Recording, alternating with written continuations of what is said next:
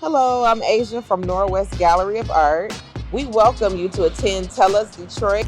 Hi, I'm Sherry Smith, a Detroit District 2 resident, urban farmer, and community organizer, and I'm welcoming you to Tell Us Detroit. Peace. I'm Quasi, over here at the shed at Marks Park on Detroit's east side. I want to welcome you to Tell Us Detroit. Hi, I'm Monica, Feed and Freedom Growers, welcoming you to Tell Us Detroit. What I do, my name is Yusuf Butcher Shakur. Tell Us Detroit. Hola, soy Cindy Gamboa de Detroit Hispanic Development Corporation. Aquí estamos invitándolos al ayuntamiento de Tell Us Detroit. Hi everyone, I'm Kim, and I want to welcome you to Tell Us Detroit. Tell Us Detroit Community Town Hall Series is a forum welcoming you to tell us what are the benefits, costs, and overall feel for your quality of life and opportunity here in the city of Detroit. All right, welcome back to Detroit is Different Podcast Studios. And today, like I usually say, it's somebody special, somebody that's family, and definitely when it comes to engaging the community with culture, engaging working with so many people, and then just being like one of the coolest people that you could ever connect with, getting information. If you want to talk race, you want to talk systemic racism, you want to talk to, I guess what they're labeling now is critical race theory, you want to talk dance, or you want to talk what Michael Jackson album is actually the one worth listening to. You want to talk to Reverend, Doctor, Pastor, Principal, but my big cousin, Mayowa Reynolds. How you doing today? Hey, Kari, I'm good. Good to see yes. you. Thank you so much for having me in the studio. Exactly. We've been, last time we had the collaboration of my other big cousin, but this time solo. And you also came out to a lot of studio, but just so much synergy. Like people be like, that's your cousin? Like, yeah, that's my cousin. You know what I'm saying? So it's like, y'all can actually experience some of our family events. If you all don't know, our family is like, we're all family, meaning like you don't necessarily have to be connected to somebody. You can come, get a plate, sit around, and be willing to engage in a probably intellectual discussion about anything from dance to race to politics to, I don't know, what's in mincemeat pie, which I'm still not trying. Right, we both still not trying it. Certain people in our family like mincemeat pie for some reason. But along with that, principal, DSA, pastor, fellowship chapel, and you're also leading a group of, I don't even want to say younger, but because younger can be looked at like, it's like, I ain't young, but definitely younger than me, right? A theology, a school on theology, and just, what that looks like. So, and then just connecting with students. So many people, family, mom, I don't know how you find time to do half the things you do in the family, but that's there. So right now, last time we gave like some of your background and where you're at. Now let's talk about like what's happening now and what you see moving forward. Okay. Let's go DSA first. Okay. Right now it just happens to be something that we were talking about, but so much, I don't even want to say misinformation, but I want to say the communication channel sometimes between how people feel school should be delivered and what's happening are so disconnected. As many people may know, I am the president of the Northwestern High School Alumni Association. So in this Alumni Association, which is staunch and rich of so many great people that have impacted not just Detroit, but Michigan, the nation, and the world, you have like a legacy class that goes back decades. Right. But even with a school like DSA, you have a legacy class that goes back to the 90s. And people that haven't stepped foot, and this is what I suggest you all, look at doing. You got to get some clearance and all that stuff. But haven't stepped foot in a public school since they graduated public school. Right. But have every opinion in the world about the efficiency of how public schools should be. Right. How do you see addressing this hurdle? Because a lot of the critics of what should be happening, how things should happen, how kids should be taught, what should matter most in school. Like it's almost like students are talked all in and about and around, but rarely actually engaged with directly. How can that process be solved, son? Well, you just have to, first of all, you have to be okay with knowing that you are an expert, right? The teachers in the classroom, the staff members who are showing up every day, they are the experts, and not allow the social stratosphere to influence them in such a way that make them second guess their expertise. That as a parent, you're an expert. So I'm an educational expert because I raised 5 children. I gave birth to 3. I raised 5. I got them all through school. That's where my expertise really lies. And then later in life, I went back and got all these degrees, right? A bachelor's and master's, doctorate. So they add to my expertise. But being a parent, being a family member, you watching your mom being a parent, right? We don't have that as much as we do. Back then with parents coming into the school and helping out, a lot of them are sitting at home and critiquing, right? But not only the parents, just people in the community. And unless you come and engage, you don't really know what we're up against, right? But the reality is, no matter what's going on, I have to stay student focused and centered on the students. I can even get, as a leader, educational leader, I even get pushback from teachers sometimes because I keep bringing them back to, these are not the students that we had 10 years ago. These are not the students we had 5 years ago. And we have to adjust, not the children. And so that's hard because a lot of people don't want to adjust. This worked for them, this method worked for them, this style worked for them, but that's not always effective. So for me, if I stay student-centered, then I'm going to continuously go to workshops. I'm going to continuously know what the latest trends are, how to keep students engaged. I have the privilege of talking to graduates of the University of Michigan who are going into education. So they're graduating from the College of Education. And one of the things I tell them is that they need to do more work in social-emotional learning. They need to do more work in building community and trust, because pedagogy and curriculum come and go, right? There are standards, there's the classics, but if you're not building healthy relationships, then you can't reach the students. And I use my sister, who's an educator still in the classroom, as a perfect example. She loves what she does. She loves the children, and they know that about her. So then she can take them to the highest levels of honors and IB, and they pass the test without any problems because they know she's focused on their greatest good. So I think I'm staying focused on students and staying current with the trends. And I'm not saying change every time a new trend comes along, but have a discernment to decipher what's a better way of doing something, a better way of relating to young people. Because young people today don't take well to all that hollering and screaming, right? That maybe people in my generation, we thought, that's a way to get us to sit down and be quiet. Well, that's not effective for this, younger generation. So that doesn't mean we're throwing away what the ancestors did, but it does mean we have to stay fresh. We have to stay current. And we have to really consult with students.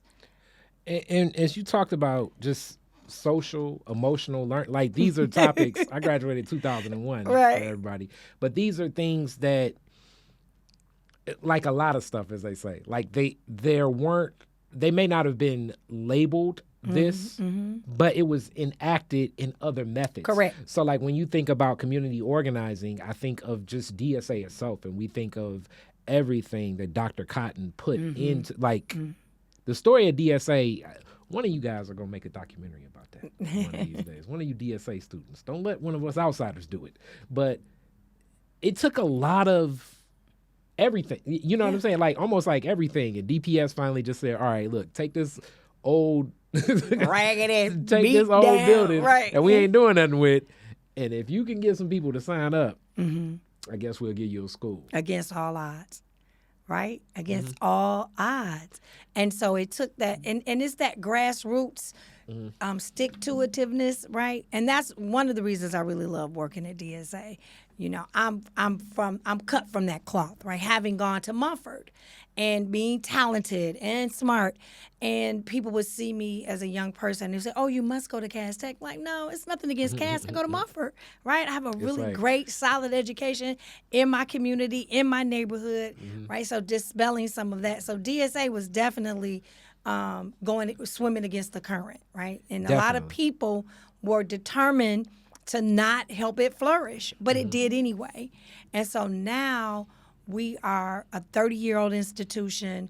We're still, you know, kicking down competitions, state champions in jazz music, instrumental music teacher of the year, all kind of awards, right? Yeah. And so, but we still don't get that same kind of spotlight and shine. But what are we going to do? Are we going to just say, oh, they don't just whine and cry about it? No. Or are we going to just continue to make a difference? And my position is take the students that we have and make a difference. Make a difference in their lives, provide a safe environment, try to keep, engaged with parents. But our momentum, because I was in my second year, February 10th, we announced this huge initiative with 26 partners and creating feeder schools. And that was February 2020. And so March 2020, everything changed, right? Yeah. So we've maintained, and now we're turning the corner to try to move forward. But I had to be able to shift also. It was about keeping kids safe, keeping teachers safe, keeping teachers encouraged. I had a new teacher who was the most phenomenal teacher for teaching online. I mean, her lessons were outstanding. I when I went to watch her, I would stay the whole time. Wow. I'm answering questions, right? She just really clicked. But she quit. She was so burnt out after that first year of teaching online for a whole year. She says, I have to go into gardening. I need a break. And I gave her the summer, right? And I tried it again in August. I said, what do you think about it? She said, no, it was just too much. It was overwhelming, right? So, and when you're talking about this, and this is why, like I say, some of these things have been around, but just not like a specific place for the social and emotional learning. The story of DSA itself, to me, was community organizing. Right. Because Dr. Cotton had to, get on the phone, kick down doors to get on Mason's radio station, talk to Attorney Reed, I can imagine it was like a 3-year plan where it just seems insurmountable of okay, so now we got the building, we have the students, do we even have instruments?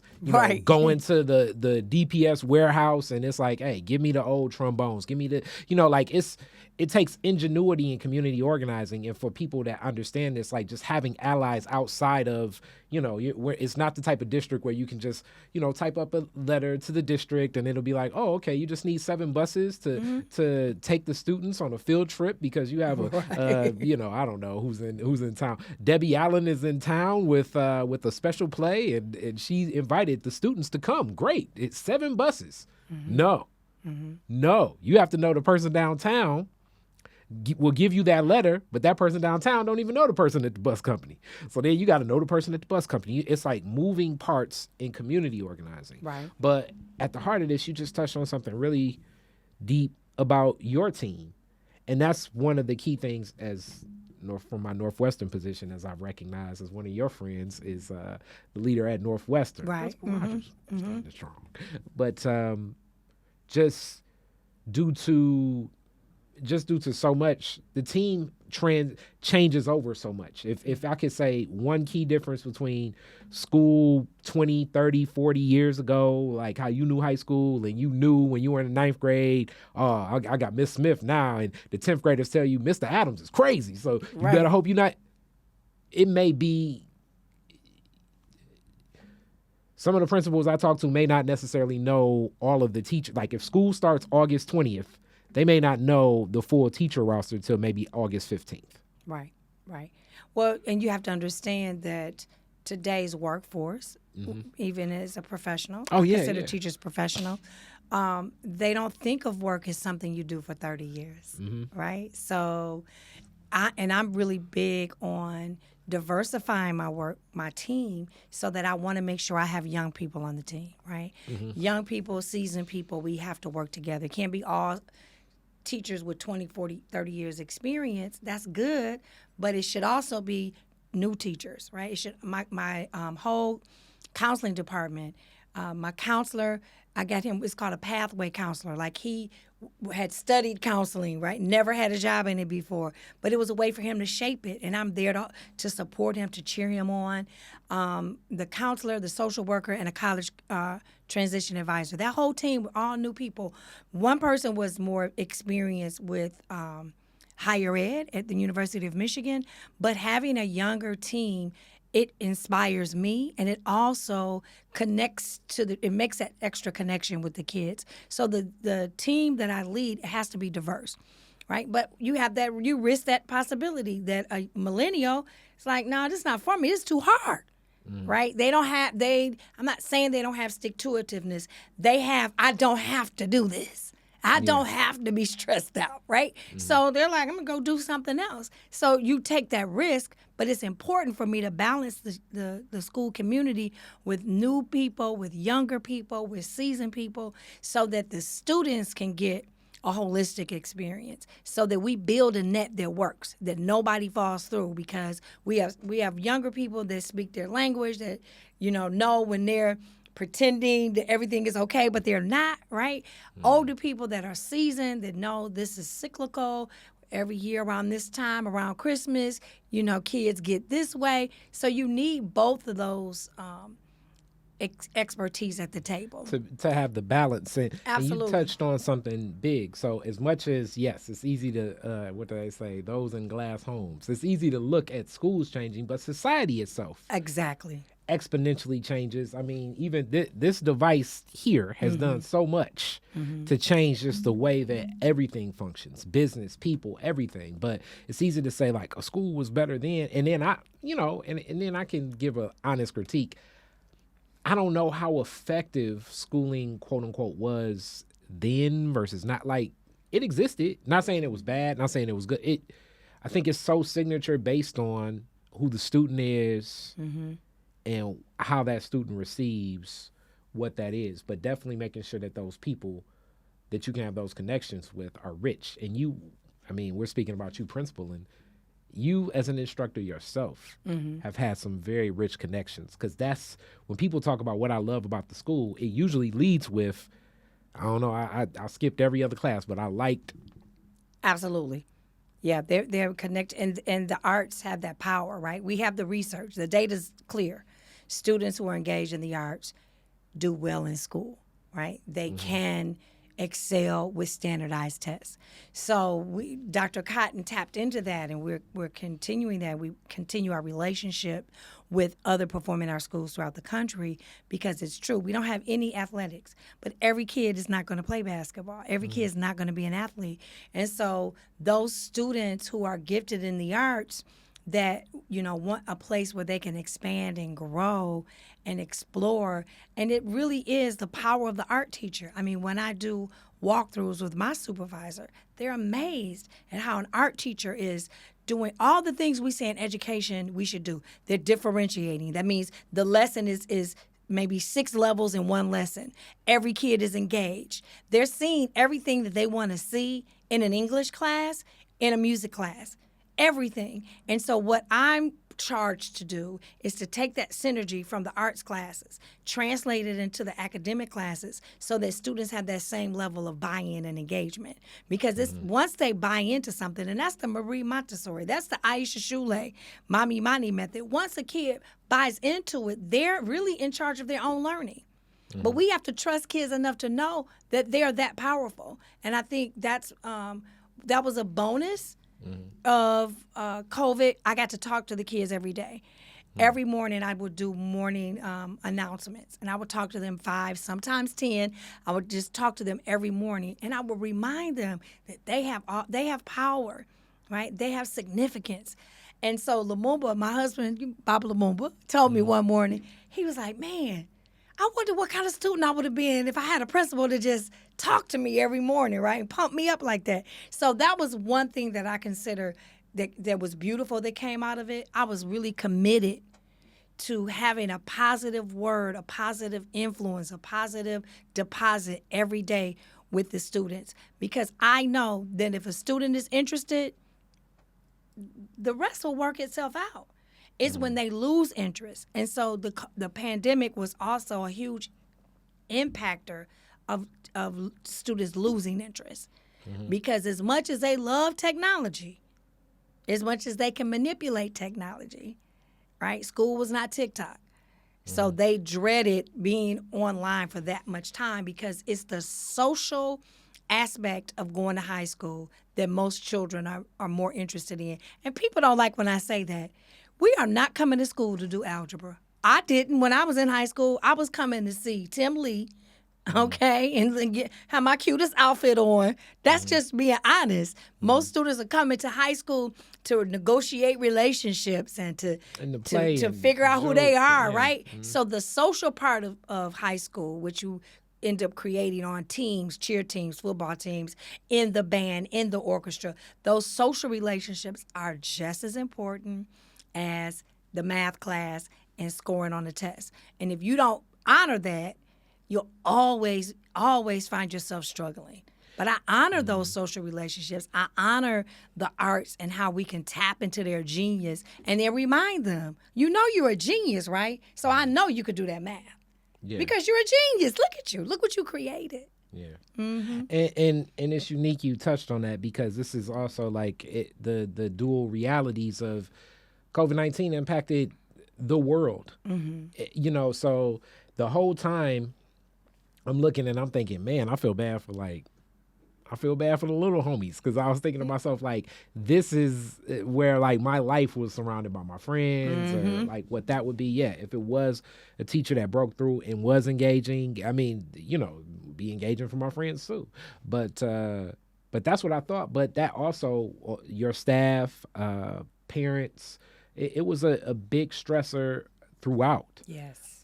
You know, that's why I, you know, as time went on, I'm like, I don't even know necessarily, you know, how you grade and how you're going to evaluate where the students are, because this may be more of that social and emotional learning that had to go on here. I think the one advantage, if it is an advantage, is like basically it reset for everyone. It wasn't like, you know, it wasn't like, oh, COVID-19 just happened in Michigan or something where it's like, damn, if you're a Michigan kid, it was worldwide. So almost for about 2.5 years, you had a whole group of students. So if you all don't understand it, so basically for you left school in the 6th grade, like 6th grade was wrapping up, and now you're starting high school. Right. When you really never even had a middle school experience.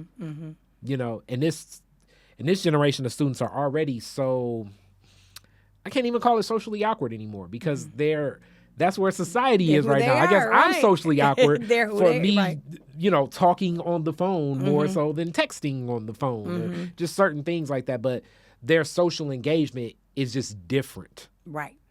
So on the one hand, we can analyze and say, yes, to maturity-wise, right? The last time they were in this environment, they were 6th and 7th graders, right? And now they're expected to behave like high school students. I can say for sure some of the discipline problems that have come up when I listen to the girls.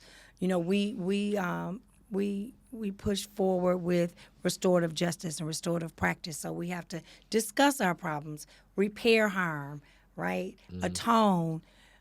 And so when we're listening to the conversations, it's so hard to pull it together because it sounds so middle school, right? You're like, oh, you would have done that in middle school. You wouldn't do that in high school. Like in high school, you would be past that. So we have to like acknowledge that and be in that delicate balance of, you know, that was the last time they were in school. And at the same time, they're resilient, right? No one measures their resilience, right? The SAT is not going to say, how many people in your family lost their jobs and or died, and your mom took on a new position so that you can survive and you started your own business. You know, nobody's going to measure how resilient they are, but they are resilient. So what I try to do is lift that up as well, because that's not on a standardized test. But they have to be resilient because they survived. Their families survived, and it was impacted in a very traumatic way. So when I talk social emotional learning with the team, it is to acknowledge there's other kinds of learning that's taking place and that we need to be engaged in and tap into because it doesn't stop. Learning never stops. And just that alone, you spoke to restorative justice. Can you define that for us and how that's applied in school? Because this is another one of those. I mean, it's probably commonplace throughout the district now, and definitely in at DSA. But for people, like I say, if you haven't been inside the schools, like it's just new concepts. Right. It's like, hey, I mean, it's not Happy Days, but it was like, hey, after school, you know what I'm saying? That's not the way. Right. So and then the principal locks the door, and then it's like, hey, just let them have at it. That's not appropriate. That is not happening. So restorative practice is something that it's actually in the school code of conduct. The code of conduct has been revised several times over the last 4 years that we've had an elected school board and a hired superintendent by said school board. There's a Restorative Practice Institute, which is an international institute. Detroit happens to be very engaged in it. I want to uplift Keisha Young. Is that Keisha? No, I know a couple of Keishas. Keisha is the executive director of the Black Family Development Institute, and she's one of the only people in the nation that's certified in restorative practices that's not on staff with this Restorative Practice Institute. So a lot of people take a workshop and they say, oh, I know how to do this. But it really is a clear model for how you engage in discussion and conflict. So there's circles, there's every person gets to speak, and when you have the microphone, no one else speaks. So we know that from broadcast, right? So it's a way to hear everyone. It's a way to define active listening, and it's a way to really a facilitator, a moderator, to get to the root of the conflict, to name it, and then for people that have harmed one another with words and or in deeds to accept responsibility and be accountable for what they've done, and then a plan for healing, to restore, right? To repair the harm and to restore. So it is a detailed process. It is a legitimate process. A lot of people say they practice it, but they maybe have not done the training, right? But it's important to get the appropriate training. I actually happen to sit on the board, the Black Family Institute collective that works with providing the training. So as a board member, we had a whole weekend retreat to receive the training. It's a lot deeper than what happened, okay, apologize, okay, now you all don't do that anymore, right? It's more sophisticated. I've seen it take volatile families, parents and children that were in conflict because the kids were in conflict, and I've seen it totally dismantle the conflict and really come up with a workable solution so kids can learn to live in harmony. Kids can learn to be okay with not always agreeing, but always respecting. Always providing space for respect, and also being accountable for the things that they do that may hurt another person. But if that person never has an opportunity to say what hurt them and why it hurt them, it's difficult to be accountable, right? Yep, and I was looking up just for people if you're looking at me. Keisha Allen. He stopped playing. He stopped paying attention. But Keisha Allen, Black Family Development Institute Training Institute. This is interesting that you speak about this, because this goes beyond. I want to say when we were in middle school, it was like a couple times like peer mediation. Peer mediation came in, coordinators, and that was interesting about conflict resolution. Right. And that's, I guess, one perspective of like resolving, I guess, maybe the what's happening now. So it's almost like a student stepping in and saying, all right, what happened? or students. Right. If they get the training. And my ambassadors have gotten training in it. And if we go back to the Shule, we used to have UCU, right? Unity, conflict, unity. We start off in unity, we get with the conflict, and then we go back to unity because it's Black people being unified. You know, Moja is one of the strong pillars of how Pan-Africans throughout the diaspora can move forward. So I'm familiar with it in that end, but the restorative practice as a system, it exists and it is international. And Keisha has a master's degree in it. And like I said, she's one of the few people that is certified to do the training who is not on staff with the organization. She is actually the executive director of the Black Family Development Training Institute, which is an arm of Black Family Development. That's deep. And this is like part of what's new and dynamic as so much analysis, like I say, things ain't like what they used to be. But the other layer of things not being like they used to be that I've seen just in my role of president of Northwestern's alumni and reaching out and providing certain benefits to students is the student itself, the how they're living. And I'm not even necessarily speaking directly to the deficit mindset of poverty, but just I think some of it may deal with the lens of what's labeled as American poverty, but just the students are more transient. You know, we deliver turkeys usually. So it's a lot of things like that, like around the holiday season. So it's commonplace that a student may start school in September at one address and by Thanksgiving, whole new address. Correct. Or, you know, for work schedules, like the student will live, you know, it's like, well, my address on paper is definitely with my mom's house, but on Monday and Tuesday, I stay with my aunt, and on Wednesday and Thursday, I stay with my grandma, and on Friday and through the weekend, I'm back at my mama's house. Like, it's not, that seems to be like pretty commonplace of the 100 names. It's not like 100 names. You just pull up, you walk down the street to school, and you're there. And this is where you've been because Detroit has changed. Detroit has changed, and that has been the greatest impactor, right? The housing market, job availability, job affordability, right? Do jobs pay enough for you? I mean, in the pandemic, now all the jobs are saying, "Oh, look, we'll give you $15 an hour." Whereas when people were protesting for it, they were like, "No way, no way on earth we're going to pay you that much money." Now they're begging them. It's gone up to $20 an hour. And people are like, "No, that's all right. I learned how to survive." Right. So the housing market, the job market, all of those things impacted children.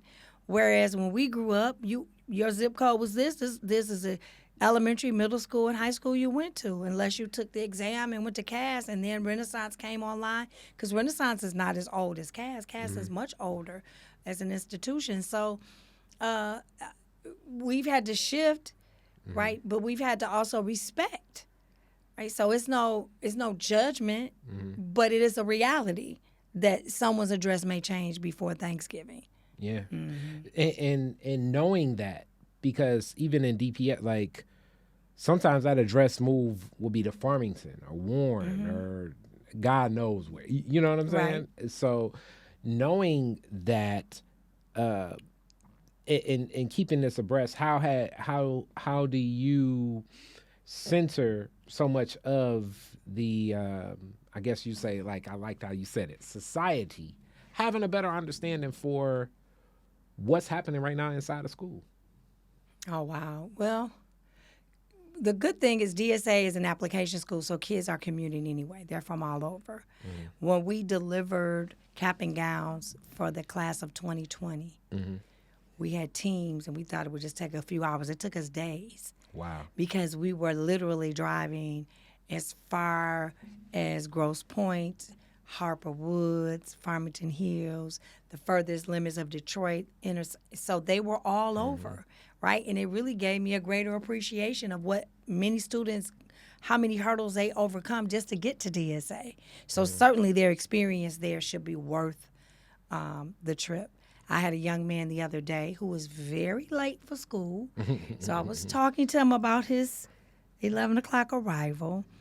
And it was true. He'd never been in my office. I never had a problem with him. Then I looked it up. He had excellent grades, and he was taking the smart bus, but it passed him. Right? So a couple of buses passed him. So when I got to it, he'd had a rough morning. Yeah. Right? But if I didn't take time to say, well, come on in my office, let's talk about it. Well, what's going on? What bus do you normally take? If I didn't take time to really listen and investigate, I could have just disciplined him for being so late. But what I did is I found out he really was determined to get to school. And so he overcame a lot of obstacles to get there. So then I had an opportunity later that week for like a impromptu mentoring session.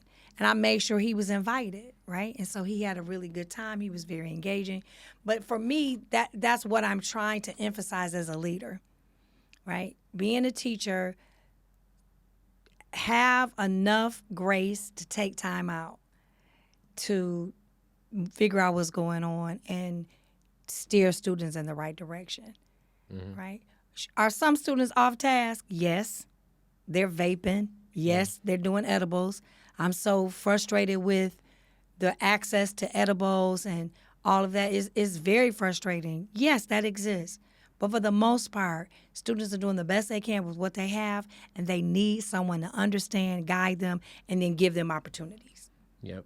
And that's where I'm going to say really nothing new under the sun. I mean, in the 50s, it was pretty sure it was some substances, some Thunderbird or something. I don't know, Northwestern people like, I wasn't drinking that. Something. And, the same stuff, what's the term, the back in the horseplay, right? Kids getting puberty out and stuff like that, kissing a little bit more than kissing. That's just something that will exist in that, but that still is in learning, but also just creating a safe space. And you work with a different group of people. You work with artists. Artists themselves are, we're artists, but you spent so much time in your life performing and knowing artists in the art world, your husband, Right. So like that brings another, I think, layer in that mix. I agree. How do you keep the artists creative, but also centered around like we got to stay focused within the team. So, and I'm asking this based on like my dad. Even it was surprising. My dad was like, "Hey, this Netflix Kanye West documentary it's interesting." Yeah. And I was looking at it and I was like, "Man, this is like almost like every artist I know. Like just the dynamics of the up and down, like just the emotional roller coaster. Because you can see in some of the images, you see Kanye at his highest peak and like being creative. Then you see him." What I think a lot of people may say is like, wow, that's the confidence you need. But even in some of those statements of confidence, you can see so many insecurities and vulnerability. And then you see these precious moments between him and his mother. Correct. Almost being like that was dope. Like the role that I think you play with some of the students, because artists are, it's a role, you know what it is. Like it'll be like, I don't have red paint. Right. And like, if you don't know artists, you'll be thinking like, just go on and use orange. That's not the point. Don't say that. Yeah, don't say that. Don't say that. Right. I think it does give me an edge, a sensitivity to it, and also an expectation, right? When I went to see the musical, it was excellent. Right. And so I made sure that I called each teacher that night, that I texted each teacher, because I know they had to really work hard and they pushed the students, but the students rose to the occasion. And I've talked to people in the community, they were like, oh my God, I thought I was in Broadway. That was like a Broadway musical. I said, well, the libretto is a Broadway musical. Right? At the beginning of the year, we have to buy the rights. We get rights to use it for so many days to practice and so forth. But the expectation is that if you take kids to that level of excellence, that's where they belong, right? So I don't settle for mediocrity. And so in that quest for excellence, I can see how they've pushed themselves. And I make sure when I see them in hall, I'm like, oh my God, you were amazing. oh my goodness, that was dope, and I really pump them up. And then also I encourage the teachers who teach math and science and social studies, come see the kids in the play because you'll see someone different. And now you'll know when they complain about homework, give them more because they actually can do it, right? And you can say, you remembered, 6 pages of lines. I know you can remember, right, the cycle of the heart. And so tap into what I'm trying to tell them is to tap into it, right? And the kids want to be excellent, but they have to have guides, and that's what the teachers are.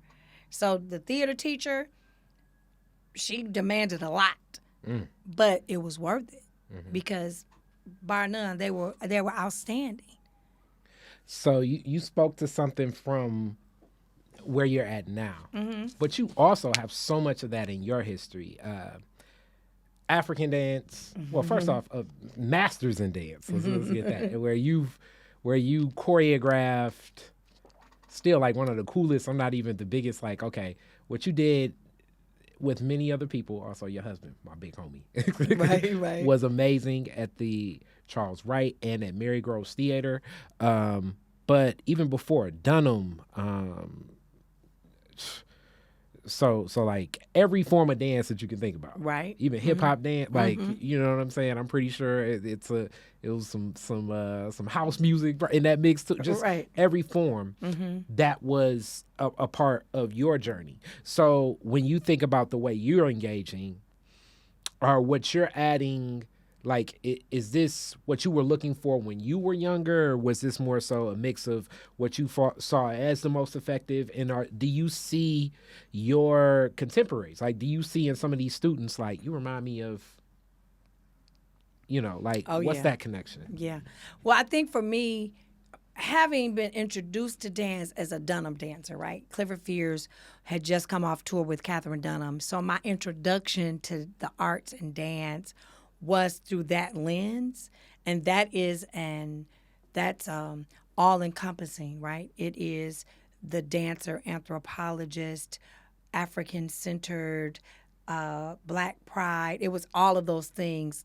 King's Sundiata Omausi was one of my teachers. Clifford Fears, Ron Milner. So my introduction to the arts was rooted in Black excellence. So because it's rooted in Black excellence, everything else came easy. And I'm just being honest about that. Like, Dunham was so hard that mastering that made everything else was easy. Like, this all we gonna do? This is it, right? Because my introduction was through Dunham.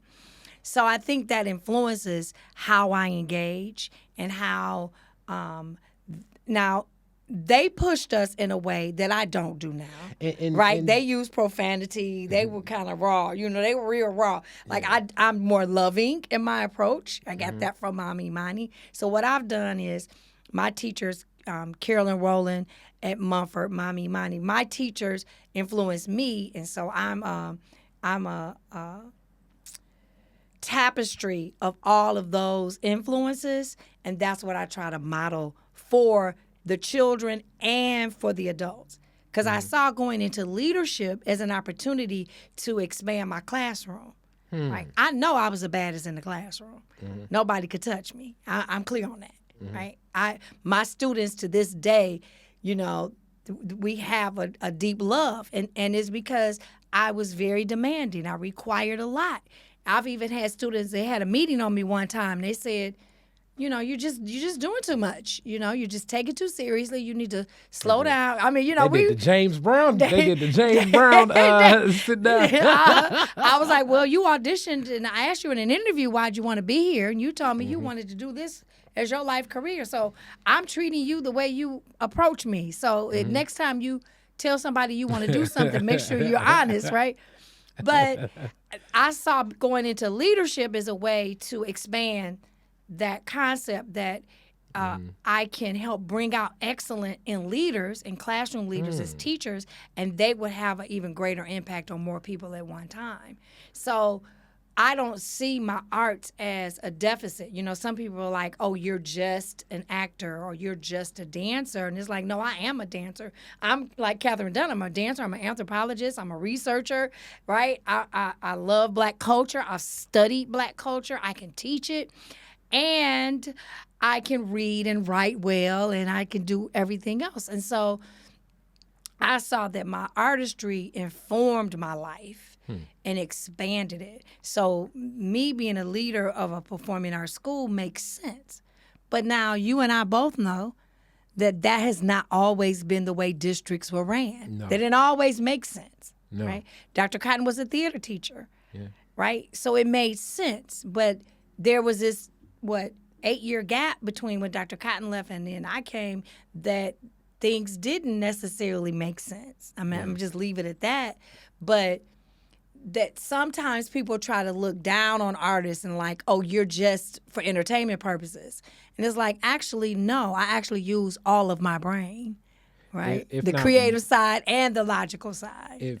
If not more, Mm-hmm. because it's still the other dynamics that are at play. Right, Like, right. so like when people think so much of some of the things that I do, Mm-hmm. it's still founded, like a lot of what I've learned was from piddling around, knocking my head around with rappers and doing shows. Right. Because it's just, like you say, it's pivoting and understanding the functionality of people. Mm-hmm. And when working with artists, so this is why I think it's so impassionate if you watch that Kanye documentary, because I love we're it. all in this mix. Mm-hmm. Because it's their passion that they're connecting to. Mm-hmm. So when you're engaging with a person and you're engaging with their passion, it's almost as if you're engaging with a person and engaging with how they even want to define themselves. Right. So it's it's intimate. Mm-hmm. Mm-hmm. And if you don't honor it as intimate, and like you say, push and pry and challenge them to break through on that level, then what you're gonna watch is here we go, a classic one, a dream deferred. You're gonna watch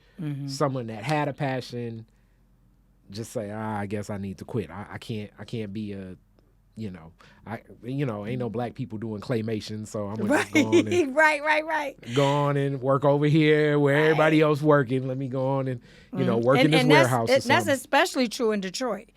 I mean, when we take the children to International Association of Blacks in Dance, they see students that look like them, that can dance on the same level as them, but their mindset is different. If they go to DC, if they're in DC, they're at Duke Ellington School of the Arts where Dave Chappelle went in DC, they know they can have a viable living as an artist because they're right there in DC, near New York. Same thing, kids in Philly, kids in New York. They don't see it as what else you gonna do. Or Like here goes all the of my real one. kids get that. Well, my mama wants me to go to U of M because I got accepted in U of M and she wants me to major in this. But you a dancer. You an artist. Here's the real one, and this is why you need to have someone that has been in this situation be in this position, because she heard it her whole life. As brilliant as my cousin is, when you don't get a real job. Right. That's the one you're going to hear all the time. That's all good and all, but when you going to get a real job? And what are you going to fall back on? And Wynton Marsalis' dad was the best in that. Because I think Wynton tried to tell him, I'm going to do this and then I'll do this. He said, well, if you got to fall back on playing, that's what you're going to end up doing. Either go for what you're going to do and do it, give it your best, or don't. Right? So Wynton never looked back. And he's a masterful artist, musician, and kind human being. He loves students. Yeah. When he was at DSA, he just had such a great time, and I can see him. He lights up when he's talking to young people. And some people have that gift. Not every artist is a great teacher, right? But those that really are impactful. Yeah. And that connection is rich, and that even goes beyond that place to inspire others, because you have a gift, obviously, and talent of words, thoughts, inspiration is what I would say, from the pulpit as well. Okay. So a lot of people, a wedding, definitely unfortunate if it's been a passing in a funeral, a church service. When Women's Month is coming up at your church, you probably gonna see this smile. And it'll start off brief like this, and then it's gonna get fiery depending upon what's going on. Right. But now in this same position of teaching, you're looking to a new project you're connected to is leading the minds of people interested in the cloth, Right. learning more learning more of what a pastor does, and a doctorate theology as well, with one of the few institutions, Black-led institutions, that are around that do that. So applaud to that. Thank you. What's that like? So specifically, it's a fellowship. And this fellowship is sponsored by a generous donation, and it is in honor of Reverend Dr. Wendell Anthony. So someone was challenging him and saying, well, who knows how to do what you do, right? You're a pastor. You're the president of the NAACP. You're internationally known. You're pastors, ministers around this nation who want to get engaged with moving their congregations to civic engagement, consult you. Who knows how to do what you do? And so this person made a generous donation to start this fellowship. So there was an application period. We vetted the applications. They had to write essays. And so I was selected as the director of the fellowship. So I worked directly with the 3 candidates. One is in Yale Divinity School. He's from Detroit, but he's in Yale Divinity School in Connecticut. 2 are local. One young lady works for UAW, so she's heavily involved with labor. She's heavily involved with women in labor. And then the young man who's graduating from Wayne State University. So they are interested they have various specialties, but the totality of the program will give them experience in both the theological field, the ministerial field, and social engagement and justice. And it was great because we had a real good conversation the other day at the Freedom Institute with Reverend Dr. Freddie Haynes, bad brother, right? Oh, yeah. Down in Dallas. Texas. Dallas. And so we were, one of the questions came up about many other big pastors of huge congregations that are not civically engaged. And one of the things that trips them up is they say social justice. And it's like, well, are we all reading the same Bible? Because if we're reading the same Bible, then we know Jesus was not supporting the status quo. And it wasn't until he entered into Jerusalem and went into the temple and said, y'all cheating the people with economic apartheid and start messing with their money that they was like, we got to kill this brother. He doing too much. He was all right out there in the fields healing people, right? and making them well and giving them, some food for thought. But now he challenging us, so he has to go. So he was not murdered by the state because he was praying. He was murdered by the state because he challenged the status quo, right? And and so many other things. So one thing that Freddie Haynes was saying, he said, let's take social off and just say justice, right? Because justice is throughout the Bible. The Hebrew Bible, the New Testament, God is a God of justice. And where people are being treated unfairly and there is no justice, God is on their side of the oppressed. Now, I'm saying this as what we call an earned doctorate, right? Mm-hmm. I appreciate people that have an honorary doctorate because that means they've been out here doing this work. But I had to do a dissertation, write a book, and defend it. So I'm saying that if we could take out, this was a challenge he gave, let's just say justice. So if it's economic justice, it's still justice. If one group is being exploited on behalf of another group profiting, God's justice needs to enter there. The preacher needs to be engaged in that. If it's housing discrimination, that's not just, then the preacher needs to be engaged, right? So it's really reimagining instead of saying social justice. Because for years, Reverend Anthony's gotten, that ain't a real church because all they talk about is voting, right? But everything that has to do with where you live, do you have access to resources, banking, a job? Do you have access to food, Baba Malik Yakini? It all is political. And if you're not engaged in the political process, then you're just a spectator. You're just making noise and saying nothing. So I say that to say these young people that I'm working with are interested. They have a 2-year opportunity to study. We do have meetings with Reverend Anthony, but most of their meetings are with me. I'll teach them the sacraments. I'll teach them about ministry as well as social engagement. The Fannie Lou Hamer Political Action Committee. How do you select candidates that represent your needs? How do we vet their records? The Freedom Institute for Economic and Social Justice. So what's happening is they're going to get a stipend, and they get opportunities to speak, opportunities to possibly preach, opportunities to lead workshops. They've both done both of those things and doing a great job. And so at the end of this fellowship, we don't know what they will do, but they will at least be able to say they had this 2-year internship, fellowship, to learn what it's like, to be a Reverend Anthony. And this is unique because I remember we were speaking a little bit about this beforehand, and I'm like, that's a big opportunity, and that's unique. And now you're giving me even more details in this, as I know that yes, it's definitely a lot of people, and Lord knows I'm not pounding the pavement through the doors all the time. I always tell Mayowa, it's like I need season tickets, but to her sermons, but just my mind and my function of I guess, as they say, the world and the doors of the church, because that's the debate. I have homies, men and women that deacons, pastors, lead institutions themselves, and it's tough. And really, I see this is a discussion in any form or group, especially in the Black community, right? Because it's like, do you serve your membership, or do you serve the community beyond your membership? Yeah. This is always going to be, this discussion is the discussion even being had if you own a liquor store in the hood, if you own a barber shop in the hood. That's why people say, oh man, they cutting heads for free. It's like, yeah, you better cut heads for free a couple times, because if things get scarce and it looks like you're the institution in the community that is thriving while everyone else is in a deficit-based position, you may get a brick through the window, and you may lose some barber supplies. You know what I'm saying? Hello? It's like, yeah, you better cut them heads. But if you've been giving free haircuts, they'll say, hey.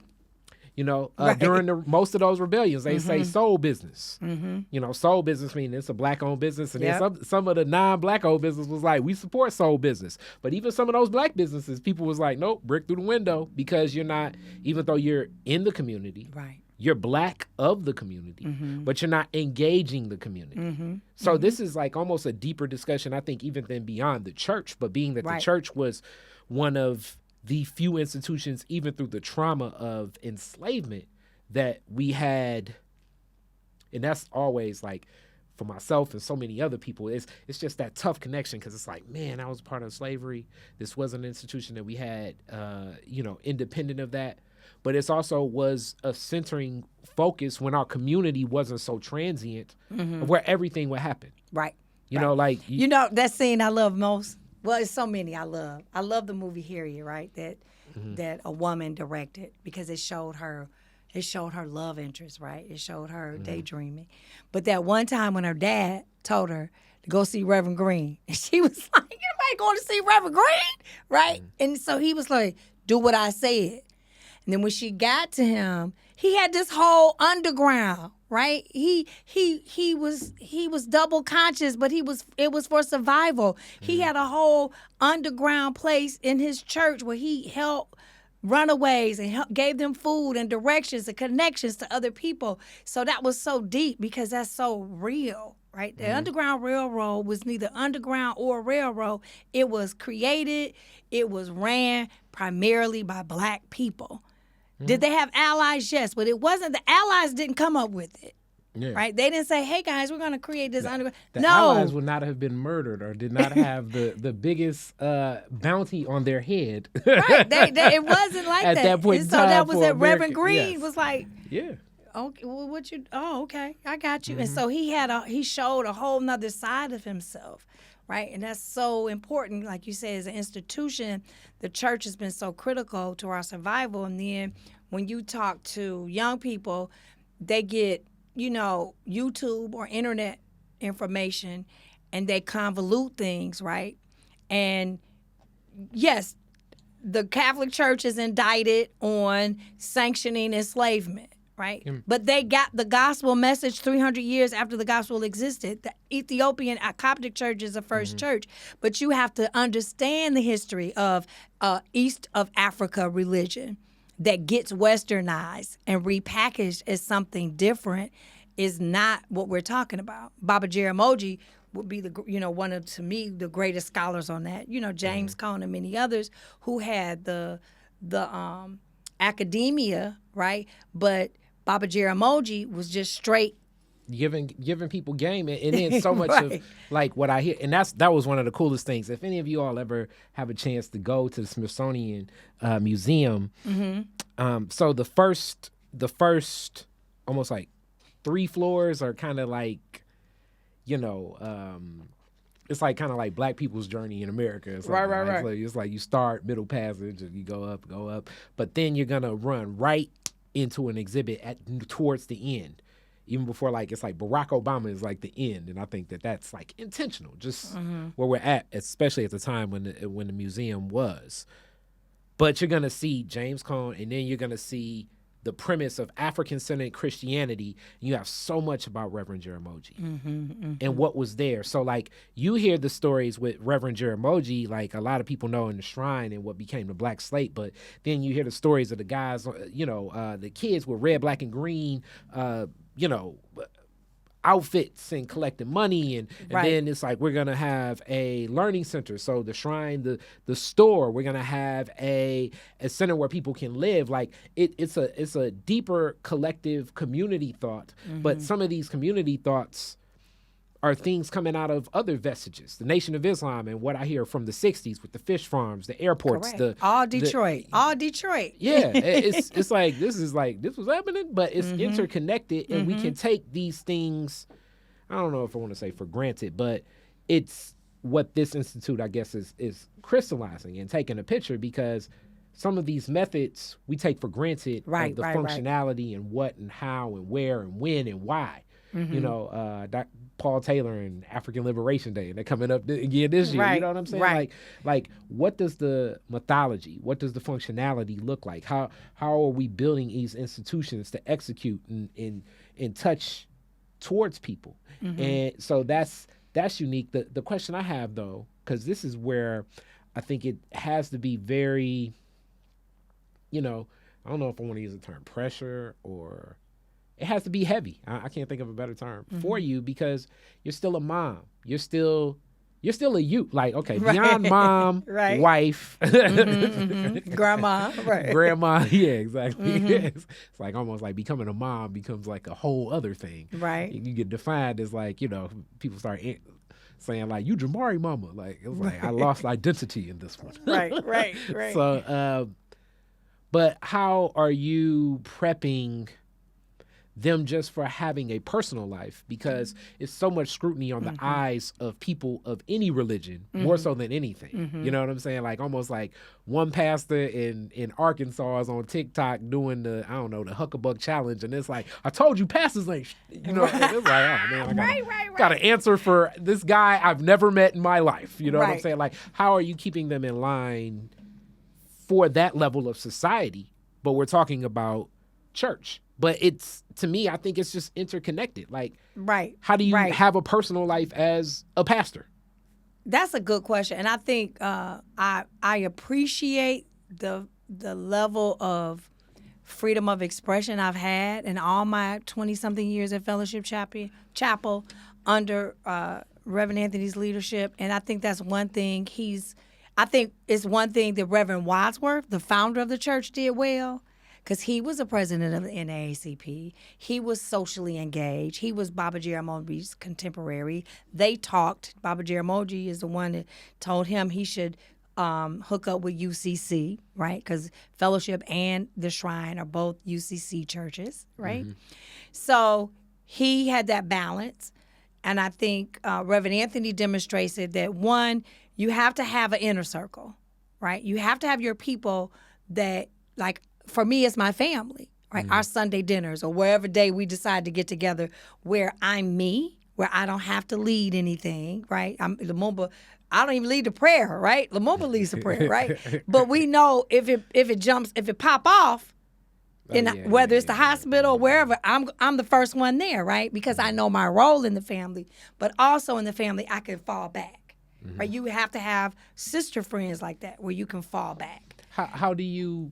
And you have to cultivate it. You have to cultivate you knew where it. the next question I was going to. You have to have people that you can be authentically all the things that you are, and then no thing, right? That they know if this goes down, we call it Mayowa, and we gonna do da-da-da-da, right? If it's something in the community. But at the same time, when we get together to drink wine and take off our shoes and talk trash, you have to have somebody you can talk trash with.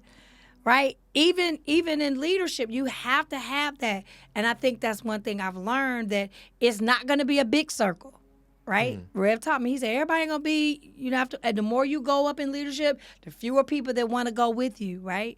But you have to have, and no matter how small, no matter how intimate, people that you know you can be yourself around. And I have that question because even with with one of the deacons in our family, and you even said, like, you got to set better boundaries. And it's weird because she's an elder, because people, Thanksgiving night, people calling the deacon like, hey, come on, I need time for intercession. And it's like, no, with and my that's family. the deacon. So I know a pastor, right? Just like with my pastor, somebody's sick in the hospital, somebody's, young,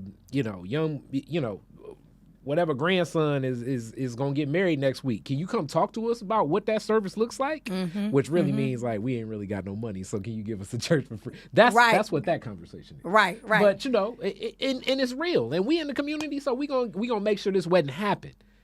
But it's like, man, this is Saturday when I was about to sit down with my husband or my wife, or like how, it's a different level, and I guess it's what they say, heavy is the head with the crown, but like a pastor or any person leading a faith, I assume, has more pressure. Oh yeah. With eyes looking, Oh yeah. Even just you can walk out my, I live over here. You can walk out my house and you cuss somebody out. It could get on Instagram Live, and even more so to be in the you don't want to do that. You want to live. Yeah, you want to live your faith. You want to live out loud. I would say this: you got to have a partner, right? So if you're married, you have to have a partner that respects the anointing, right? So Lumumba and I respect each other tremendously. We love each other tremendously, but also and he knows that it's a 24-hour thing, right? Like babies. When I'm doing doula work, I've never gotten a call in the middle of the afternoon. I'm always getting babies. They love coming in the middle of the night. So he knows. Hey, yo, so and so going in labor. I see you late. He see me putting on my white, wrap my head up. I'm out. Grab my bag. He know. And so, but if he didn't respect my gift, then that would have been a problem. He'd been like, where you going? So I can't imagine what it would have been like to try to be me with someone who didn't love and respect it and support me. Like, before I leave, he'd grab me, he would pray for my safety and everything, right? So we did come up with some boundaries when we're together. If we're in the car together and someone calls me in crises, I have to let them know I can't talk to you until I get to a private space. Yeah. He does not want me. He can hear somebody on the other side crying or screaming. He ready to go roll up. Where we going, right? Yeah. And so I'm being all calm because this happened a few times. Yeah. And I'm like, yes, okay. And that caused him too much anxiety. Plus it's confidential. Yeah. So we have that between us. Like, I'll pull over. I'll take you to a restaurant. If we out where you can have your privacy. So he knows I won't counsel people in front of him. The deep part is, sometimes people think I talk to him about what I'm counseling them on, and I don't, right? So they'll say, oh, yes, and Maya was so wonderful, and she talked to me. And he'd be like, whoa, hello. She tell me, because when I'm with him, I'm wifey. I could talk about how I'm feeling, but I don't reveal, and that's part of the gift and the sacredness of ministry. I can't talk about what people are sharing with me. right? So, but they assume, people just can't believe that that's true, right? They assume you do, but it's like, no, actually I didn't. And in fact, by the time I see Lumumba, me and Lumumba trying to, we're trying to do our thing. So if I think that I don't know how this would be for me if I didn't have that. And then this, the beauty of your marriage is, my big cousin, that a lot of this comes from in my ideas, is it grew to that. It's not like he walked in as that. These are the layers and the dynamics of you as you flourished in your ambitions and really just shining a light more on your talent and offering more of that to the world. Right. But I'm thinking as you're prepping or teaching and guiding others to this work, I would imagine that balance, from what you said, is, as we're learning more and more African value, that's a family decision. Oh, yeah. So almost like maybe your whole family needs to sit down before you say, all right, I'm going to go on and pastor over this church on the Lower East Side. Not by yourself. Not by yourself. You can't just say that. That may be a whole... because it involves all of them. Buy-in. Because your sister may need to watch the baby a little bit more. Your husband or your wife may need to, pass the Zaid and support here or support there. Or, And I think what some of the misnomer, how you see a lot of churches and they advertise a pastor and there's always a pastor and a first lady, right? That's definitely a Detroit thing. That's the thing in the D. I envision so many billboards right now. Right. But I think what I've had the privilege of experiencing and watching is the partner doesn't have to also be in ministry as long as they're ministering to you, right? I mean, I see that beautifully. I see, Monica coming into her own, which is beautiful because she's going to be her own person. But what she does to make sure her husband is good gives him ability to be all that he is. And it's the same with Lumumba now. He doesn't have to be in ministry. But because of the way he loves on me, allows me to be whole and full and complete. I'm not going out here raggedy. And yet I see him coming home. He did a gig in Flint and he was like, this person started confiding in me. They're having all these problems. And I just said, I'm going to pray for you. My wife is a minister. So it's almost like he says, I'm going to take this back home to my wife, but he's already prayed, right? He has his own deep faith. He's just not interested in being out front. Yeah. Right? He's not interested in leading in the pulpit. He leads differently, but he is a leader. Oh, definitely. And so his way of pouring into me allows me to do that. Like if he was a jealous person or, I just think about, he went to Specs Howard and he has built his entire career and trained at least 10 men who are in this business independently because of his excellence. And I always say, you are the most brilliant person I've ever met, the way his mind works. But I went and got all these degrees, right? Because I like studying and writing books.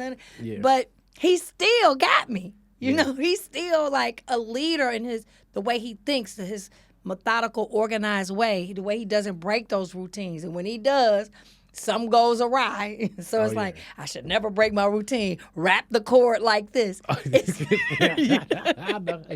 one of those 10 men. Right.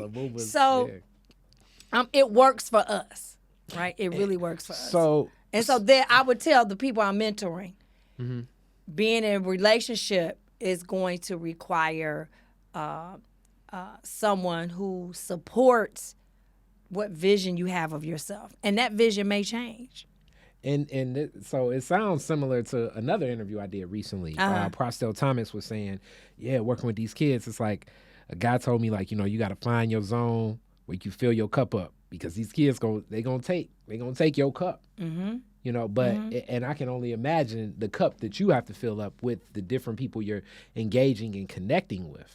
So keeping that cup filled, you said it's through family, staying connected, and then that inner circle, and even vetting that inner circle, and then having an understanding that that as you expand, maybe that circle changes too. Oh yeah.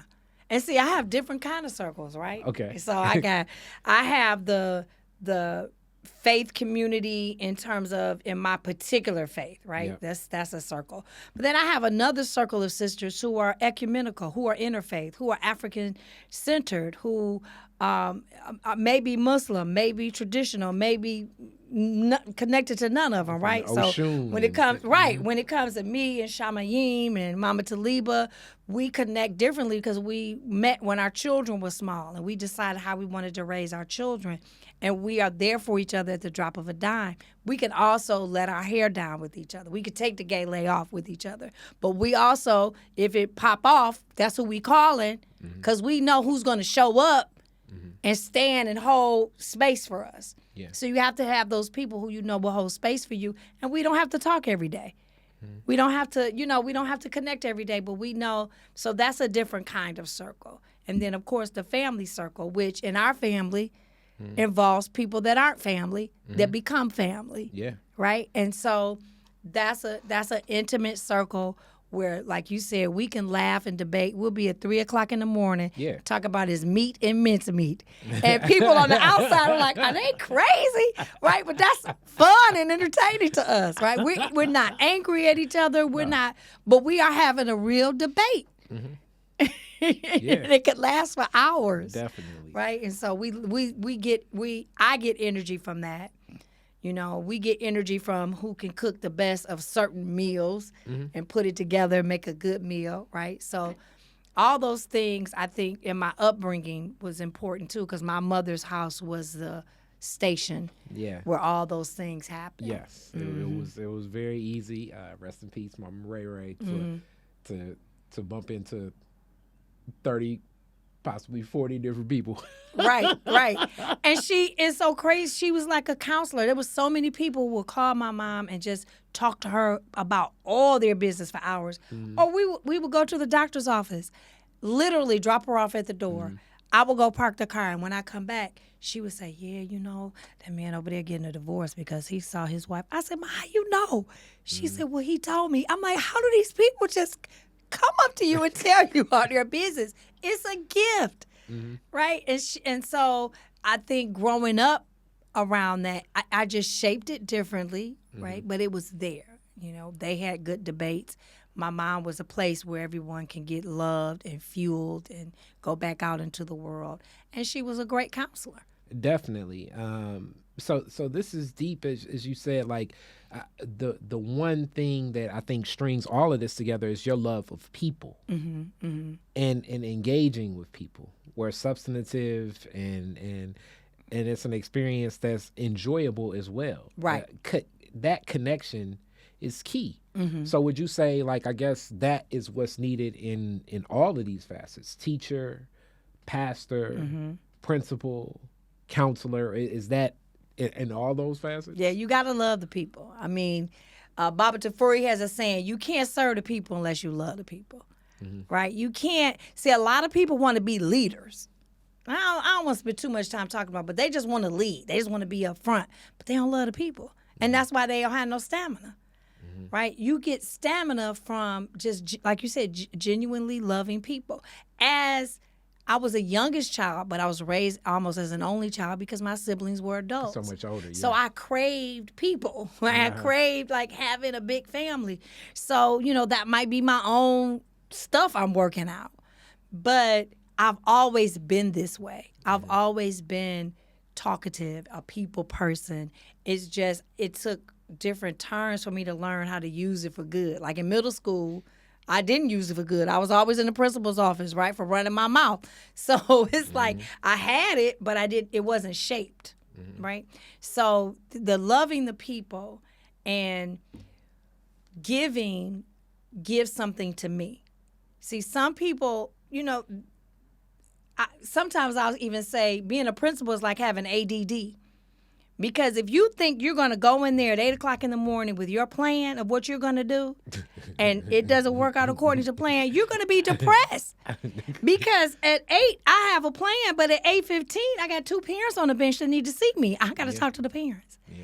At 9, I got a teacher who got a call, who has to leave. I got to deal with that. So I'm a problem solver. So for me, I may not get to the emails and the reports until 4 o'clock because that's when it's quiet. Yeah. I thrive off of that.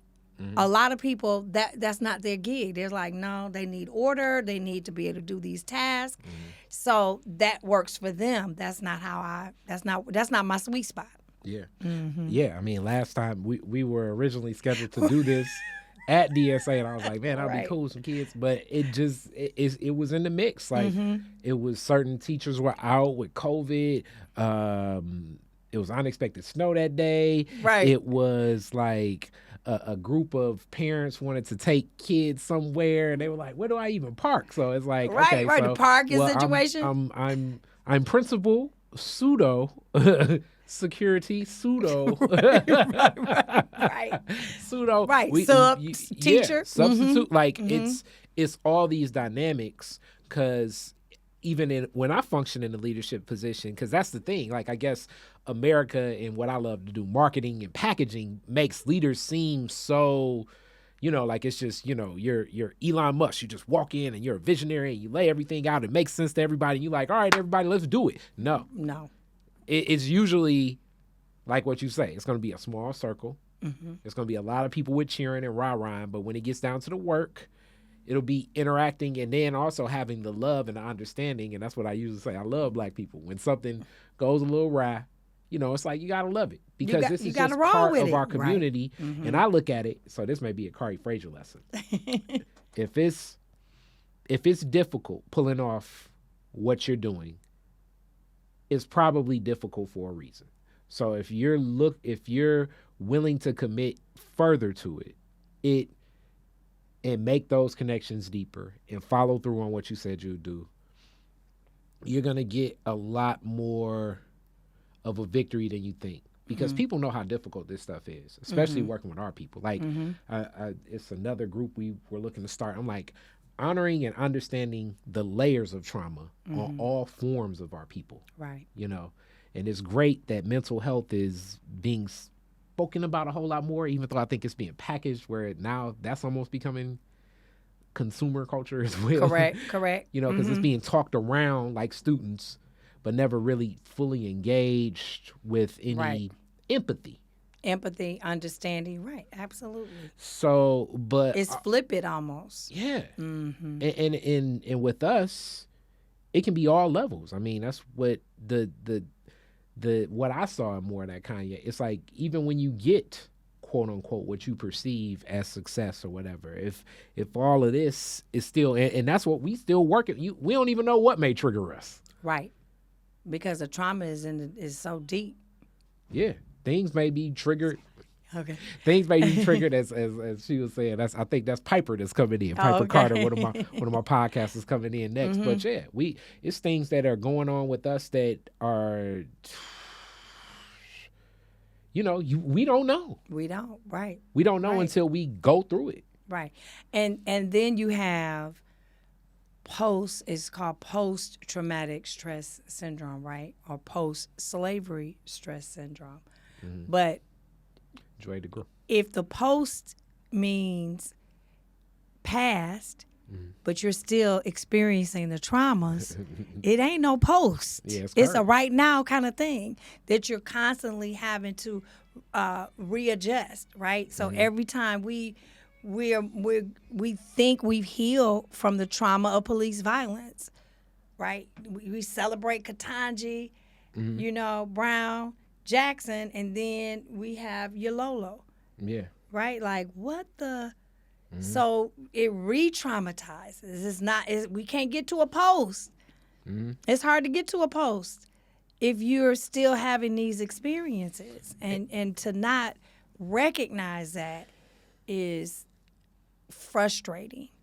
To know that this trauma is continuous and we are just living in it, and we're going to learn to be as healthy and whole as possible while still experiencing it. To eradicate it, to be anti-racist, but to assert that it's post means it's over with. And when it is not over with. That's deep. And I think that's the beauty of Detroit. That's deep. Because in Detroit, we win it, right? We win it even though the world say, oh, don't go to big, bad, scary Detroit. And we like, well, Detroit, what up, though? Oh, yeah. So when I met Chris Smalls, who started the Amazon Union, him and his mom and his brother and his vice president, they was like, he said, black people winning in Detroit, right? They were blown away because they only heard about Detroit. But to be here and to meet such a diverse array of black people, oh, yeah. right, it's what we know because we swim in it. Yeah. Right? But other people are like astonished by it. Yeah, like I say, it's no other place on earth you can No say, other place on earth. Like I always say, it's like, this is one of the few places on earth you could be like, man, damn that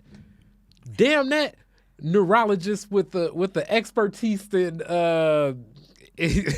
cardiovascular studies as well. I'm gonna pick this one, and both of them are black people. Right. Not Indian. Right. Not Nigerian. No offense to my Nigerian brother and the Kenyan or nothing. I mean, like, grew up off 7 Mile Black. You know what I'm saying? That's Detroit. It's the only.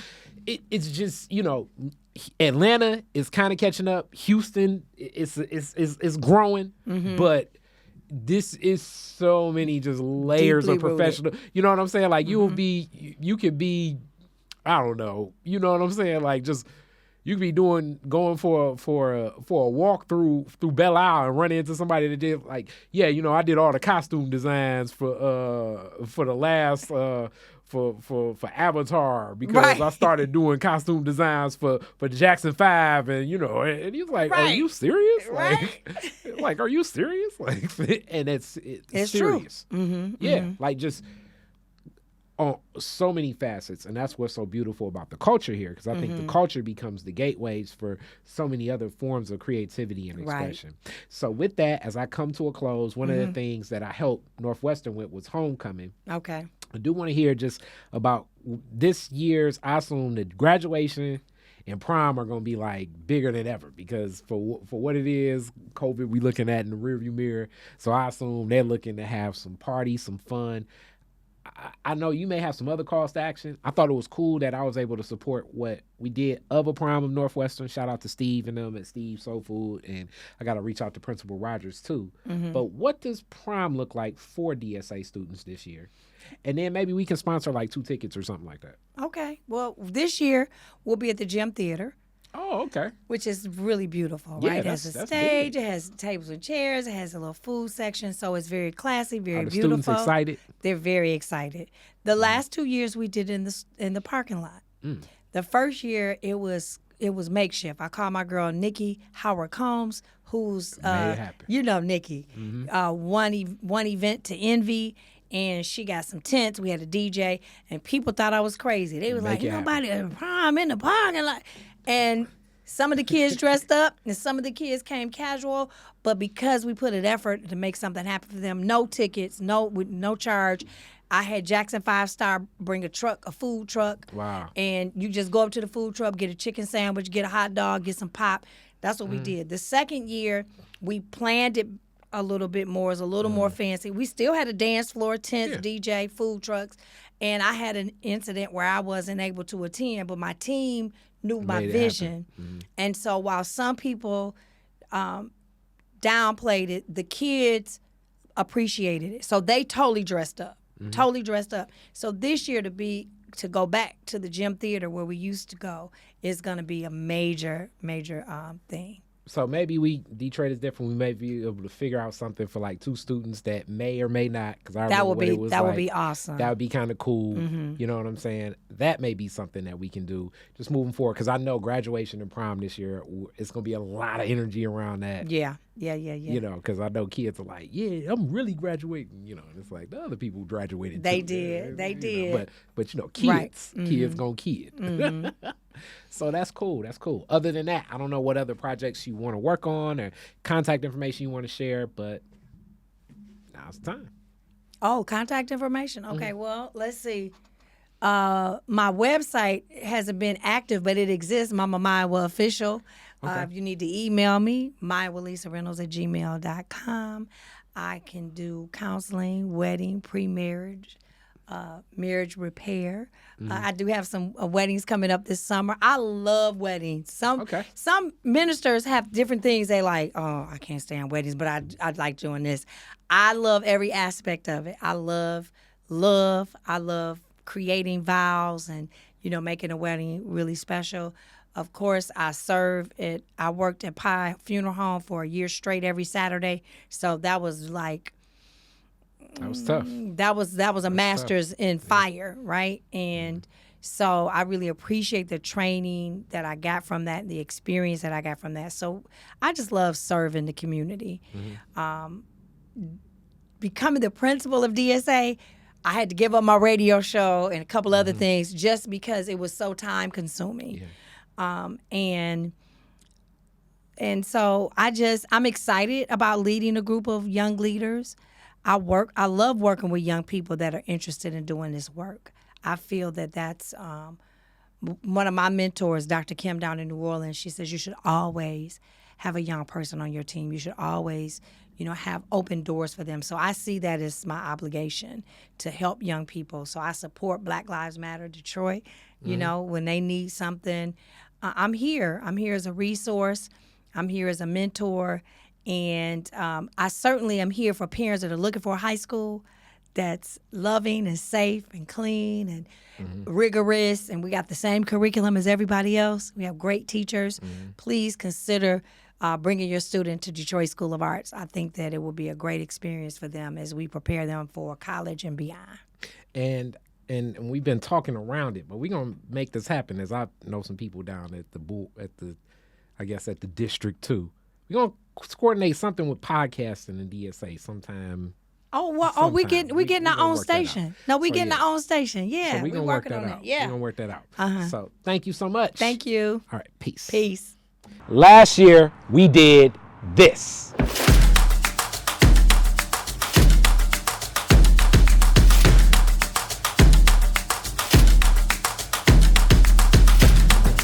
All right, so this year it's gonna be more creative. It's gonna be more gardening, more podcasting, more performance, and also more of the differences that make Detroit the cultural base it is. So just like last year we started with the fundraiser, we're starting with a fundraiser this year again.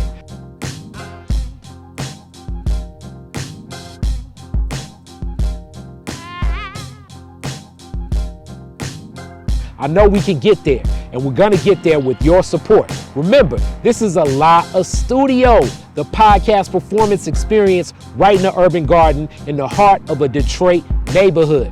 Please support this year for everything we're gonna give you.